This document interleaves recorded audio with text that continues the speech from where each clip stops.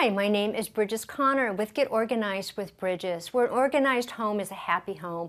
Today we're going to talk about the standard length needed to hang a clothes rod. And there are standards, so let's go ahead and review those real quick. For the sake of display purposes, I have this rolling rack that we're going to use. But the single hang portion of your closet needs to hang between 66 and 68 inches to the top of the rod.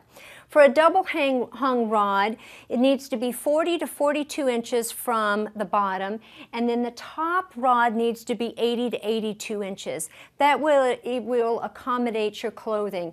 And what I tell my clients is, if you wear it on the top, hang it on the top. If you wear it on the bottom, hang it on the bottom. Thank you for joining me today. My name is Bridges Connor with Get Organized with Bridges. Please click on my name to visit my bio.